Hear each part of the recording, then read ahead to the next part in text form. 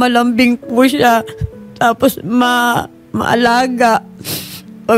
Pag aalis po kami, lagi po nagluluto. Pag dadating po kami, nagtitimpla po siya ng kape namin. Tapos tatanungin kami kung kumain na kami. Kahit po yung mga kapatid niya, ganun po siya nasabi niya. Nakaluto na ako, kumain na kayo.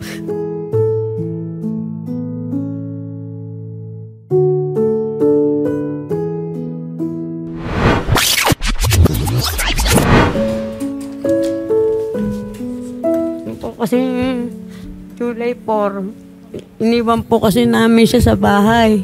Kasi po tumawag po kasi yung biyanan ko na bumili daw po kami ng gamot niya. Kaya po iniwan po namin siya sa bahay. Pero ando naman po yung mga yung bunso ko pong anak, naiwan po doon. Saka po yung mga ibang kapatid niya. As mga nagtangalian pa daw po sila nung alas 3 na po siguro, uwian na po yung mga kapatid niya, nang natira na lang po.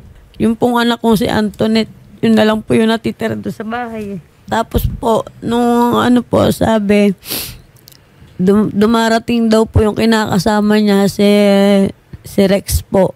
Sabi po ng mga kapitbahay, para daw po nagmamadaling papunta po doon sa inuupahan namin.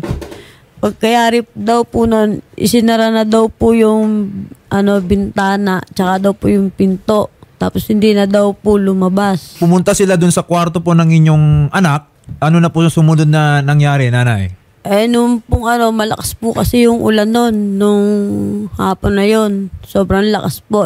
Kaya po hindi po narinig ng mga kapitbahay namin kung ano po yung nangyari dun sa loob ng bahay. Nung pagkaano na lang po, mga ilang oras lang po, tumatawag na po sa akin yung mga kapitbahay namin. Sabi po, si Antoinette daw po, sinugod na daw po sa ospital dahil sa bahay pa lang daw po patay na yung bata. Kaya daw, sinugod na nila sa ospital. Ano daw po ba yung ikinamatay ng inyong anak? Ang sabi lang po nung kinakasama, uminom daw po ng lason, saka daw po nagbigte yung anak ko. Okay. Yung po ang lagi niya sinasabi sa doktor po. Nakita po ba yung ano bang ginamit niya? May baso ba doon? May bote or anything? Kung saan nakuha yung substance? Wala naman daw po kasi wala naman daw po silang nakitang lason doon sa loob ng bahay. Sabi po ng mga kapitbahay. Wala pong kakaiba doon sa naging ugali, pakikitungo sa inyo ng inyong anak nung araw po na yon? Wala naman po. Wala po ba siya, sir, nasabi sa inyo na may problema siya or may iniinda siyang kahit na magsasuggest sa inyo na baka may ganitong mangyayari? Wala. Wala po. Gaano na po katagal na may relasyon ang inyong anak dito kay Rex? Ala pa po silang 1 taon eh. So, kailan lang po sila eh. Nito lang. Pero matagal, nakilala nyo na po itong si Rex? Opo. Pero nung una po mabait naman. Bandang huli po para pong may iba na sa kanya eh. Pag po uuwi kami ng gabi, gising pa po siya. Lagi po siyang nagsiselfone. May tinitingnan siya sa cellphone ng anak ko. Okay. Parang ganun po. Tapos, nababarkada na po siya doon sa doon po sa Santa Arcadia. Ano po pala trabaho ni Rex? Wala po, construction lang po yan. Construction po, tsaka po nagtatattoo po siya. Saan po nangyari yung allegedly, na ginawa po ng inyong anak? Sa kwarto ba ni Rex o sa kwarto po ninyo? Sa kwarto po namin, sa bahay po namin. Sa inyo? Mismo. Opo. Doon po mismo. At ito pong si Rex, pagkatapos po ng insidenteng ito, nakausap nyo na po ba? Hanggang po dinala po na namin sa morgue, hindi po siya lumapit doon sa anak namin. Hanggang po sa nakaburol po, hindi po siya unabis nagpakita. Hanggang po sa nailibing na lang po yung anak namin, hindi po siya nagparamdam sa 2 weeks po namin naiburol yung anak ko, hindi po siya nagpakita kahit anino po niya. Pero di ba sir, ang sabi nyo kanina, doon siya nakatira mismo sa bahay. So hindi na rin siya umuwi? Hindi na rin po. So alam nyo kung asan siya ngayon? Wala? Sa Santa Rosa. Kabanatuan. Alam nyo ba kung may hidwaan tong inyong anak at si Rex nung araw po na yon? Makikipag-iwalay na daw po siya kay Rex. Yun na po nabanggit niya yun. Kailan niya po nabanggit yun? Mga 1 linggo na po nung nabanggit niya yun na Balak na niya talaga. Oo, makikipaghiwalay na po siya. Sir, maaari niyo po bang bigyan kami ng update? Ano po yung naging resulta ng inyong investigasyon? Hinihintay po namin yung corrected autopsy result. Ang nangyari po kasi dyan, nagkamali po ng na-provide na middle name si Tatay Antonio para ma-attach po doon sa complaint na gusto nilang mangyari. Pero yung contents po, as is na po yan. Sir, bale po sa investigasyon po ninyo, ano po yung cause of death dito? Dito naman po sa autopsy result, makikita naman po kung ano naman po yung naging findings ng doktor. Okay. Yes po, ito yung naging findings po ng doktor, asphyxia consistent with neck ligature. Okay. Yes, Sergeant, nakausap niyo po ba etong si Mr. Rex? Yes sir, nung gabing mismo na na-report po itong pangyayari, kinunan ko rin po ng statement na naimbitahan po namin dito sa police station. Dinatnan niya daw yung si Antoinette na nakabikte. Napansin niyo po ba doon sa remains po ng ating biktima dito kung meron siyang mga galos or mga gasgas, mga sugat or anything? Wala naman pong remarkable na mga senyalis na may injury. Nakalagay, naka-indicate naman po dito sa autopsy result din na no sign of antemortem injury, no sign of sa extremities po, no sign of antemortem injury.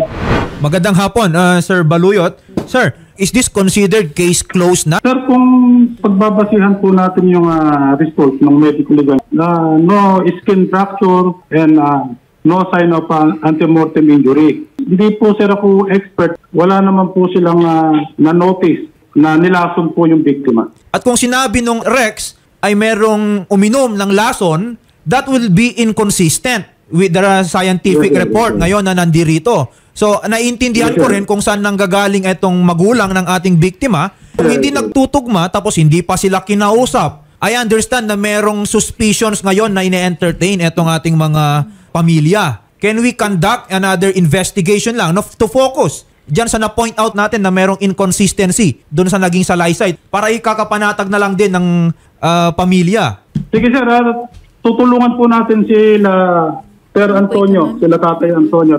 Yun nga po, yung binanggit po kanina ng ating IOC na kung ma-correct lang po yung result ng autopsy, tulungan po namin sila na maisampa yung kaso. Yes. At binalikan din po ba natin, Major, yung scene? Nakita ba natin yung bote na sinasabing lason? Yes sir, base po dun sa ating IOC, nakausap po siya kanina, wala po siyang nakita.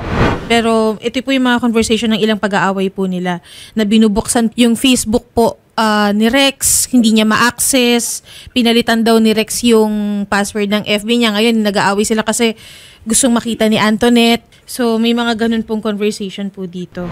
Tinry po naming basahin yung conversation ni Antoinette dun sa Abedra, pero burado na po yung mga message. Teka lang ha. I think yung mga ganyang circumstances, Shari, medyo kaduda-duda na. Sergeant Corpus, siguro mas maganda rin po na makuhanan din po natin, attorney, ng statement yung mga kapitbahay po sa area. Opo. Since may mga, kung may mga narinig po ba sila nung time po na yon, kasi July 4 pa po ito nangyari, Sergeant, na-investigahan nyo na rin po or natanong nyo na po ba yung kapitbahay? Yes ma'am, nagpunta po kami doon nung after mag-report ni Tatay Antonio. Opo. Nagpunta po kaagad kami doon sa place of incident. Nag-interview din po kami ng mga kapitbahay. Actually, kasama po namin si Tatay Antonio nung nagpunta kami doon, bumalik kami sa bahay nila. Okay po. May mga narinig daw po ba sila na sigawan nung time na yon? Wala pong nag-forward. Sa dami po nung itinanong namin na nagkumpulan po yung mga tao doon pero wala pong material na witness kaming nakuha. Wala pong naging gulo, although yun lang po yung sinasabi nila, pero wala pong may gusto mag-forward para magbigay ng formal statement. Inumbestigahan naman ni Sir yung bata na kapitbahay namin, nakita ng bata, nakahiga, hindi nakatali. Major ha, let's not consider the matter closed at this moment. Kasi nakita nyo naman parang may mga butas na kailangan muna nating maliwanagan. I think it is premature to make the conclusion na it is a suicide. Iimbestigahan po natin mabuti.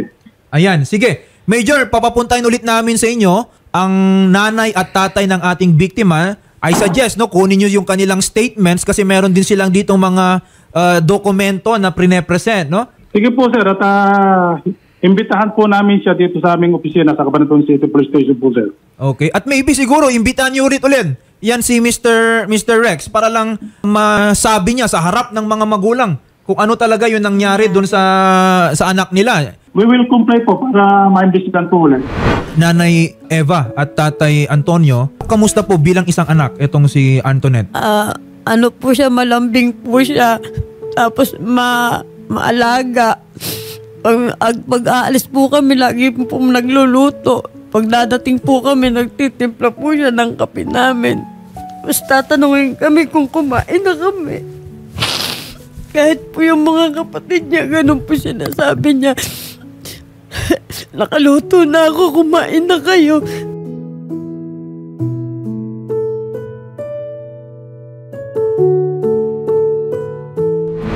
Na intindihan namin, no, dito na ang habol po ninyo ay hustisya. Opo. Okay? At kami po ay sasama sa inyo sa paglaban. Though may mga ilan pa kaming katanungan, nanay, pero yan na po ay gagawin po ng ating reporter. Sasamahan po kayo doon sa tanggapan po nila Major Baluyot, gayon din po nila Sergeant Corpus para magkaroon tayo ng kalinawan and matutukan po natin itong kaso po na ito. Isahay ko lang po sa kanya sana umamin na siya.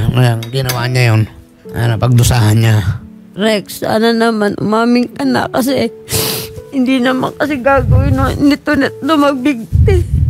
Hindi niya kaya magpakamatay. Malabong gawin niya. Malabong gawin nito. Hindi kayang gawin ng bata yun. Doon lang maling-mali na siya ron Hindi kaya nito na magbigti. Alam mo yan.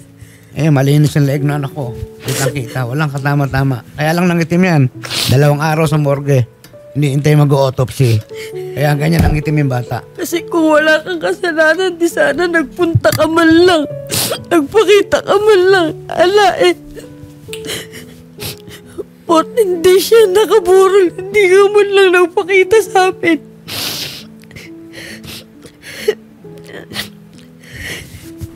Nanay, tatay, muli po ang aming taus-pusong pakikiramay po sa inyong pamilya.